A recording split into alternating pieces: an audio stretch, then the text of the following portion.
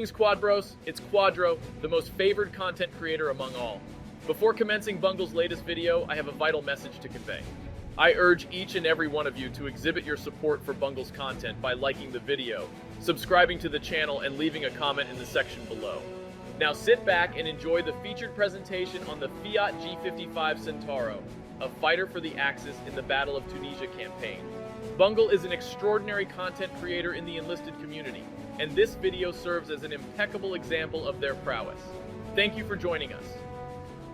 Ladies and gentlemen, Bungle, hope you're doing well, and I hope you're having a great day. Today we're discussing a very much requested, much talked about by many of my subscribers and my viewers via email, Discord, etc.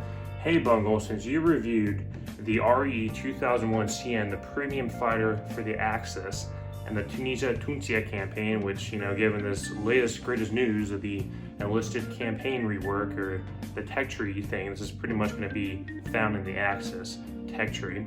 We're going to talk about a Italian fighter today, and it's going to be the Fiat G.55.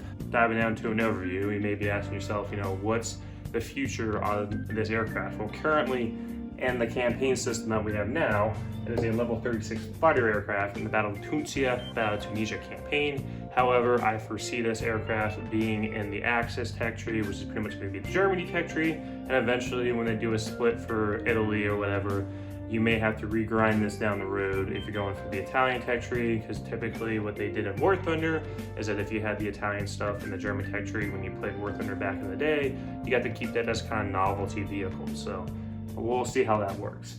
But anyway, this is pretty much a fighter aircraft. This is designed to be a replacement for the Bf-109 and the previously mentioned RE-2001 CN, that premium fighter that I reviewed previously in the Battle of Tunisia campaign. Now diving down to the performance, real question of Bungle, how does this aircraft perform? Is it good? Is it bad? And, you know, what does it bring to the table? Well, pretty much with its main armament is 2x 20mm MG-151 cannon with 250 rounds, followed with 4x 12.7mm Beretta Sapta MG 1,200 machine gun rounds. Now, the real question is, you know, Bungle, how does it perform as a fighter? And for whatever reason, I feel that this may be either premium bias or just because of damage models or whatever the heck is going on with cannons for fighter aircraft enlisted. But when I take out my premium RE-2001 CN, it performs fine when it comes to shredding AG-20s, P-38s, Spitfires, etc. However, when I take out the G.55, for whatever reason, it doesn't do that. The 20mm rounds are terrible, and comparing it to like an anti-aircraft 20mm round, for whatever reason, that round will go and just shred aircraft, right? If you notice, if you're flying out any aircraft, regardless of the bomber, attacker, fighter, etc., if a player is sitting there with a 20mm anti-aircraft gun and they fire at least one shot at you, typically your plane's done. For whatever reason here, with the G.55, the 20mm rounds are kind of just like pea shooters, and it's really frustrating, especially if you're shooting at Spitfires, which Spitfires are known to be light and nimble aircraft, but really known for taking a beating, not so much. And that's kind of the issue here, is you'll be firing at Spitfires where you usually would be able to knock them out, but for whatever reason, because the damage model is wonky, they'll be able to outperform you just because at the end of the day, the Spitfire is a better dogfighting aircraft than, in my opinion, the G.55.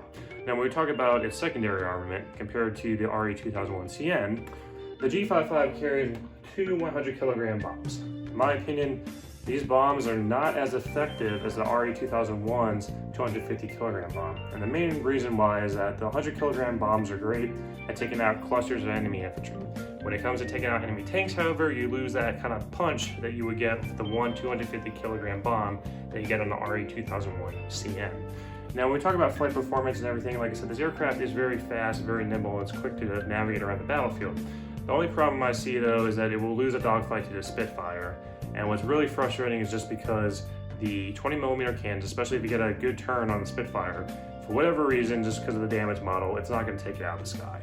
And after you lose that initial engagement, yeah, you're pretty much toast. Now, diving down to, is it worth it? In my opinion, this is definitely a great fighter for free-to-play players. However, if you pay to win or you throw money at the screen you're going to realize that the RE2001CN is just way better.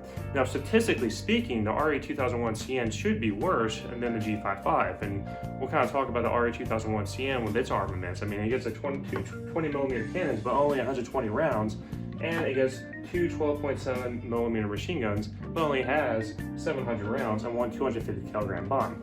Besides the 250 kilogram bomb, the primary armaments with the cannon and machine guns, you know, really isn't a lot compared to the G.55, but for whatever reason, and I think it's just because it's a premium, the RE2001CN just performs way better than the G.55. And that's just kind of an issue that we're kind of seeing a lot with event vehicles like the Chiha Kai versus the Chiha, where there definitely is an argument that can be made, and honestly it should be made, that hey, it is kind of pay to win with a lot of these premium squads. And for those that, you know, decide to go in and grind out the event tech trees, or, you know, do event rewards or tech trees, etc., they'll find themselves realizing that hey, down the road, like, you may have to throw money at the screen if you want kind of a competitive squad. Now, of course, not all premium squads are strong, but in cases where it comes to vehicles, especially in Tunisia right now with the RE2001CN and the Chiha Kai and the Pacific campaign with the Chiha, kind of obvious you got to throw money at the screen if you want to at least have a competitive squad, or a vehicle, should I say. Other than that, if you're just point the video, new viewer, possibly new subscriber, hope today is the day that your subscription, every sub, and massive like button does help me with YouTube algorithm. Turn sub, returning viewer, and let me know your thoughts. Other than that, I hope you all have a great day. Thanks for stopping by. Take care.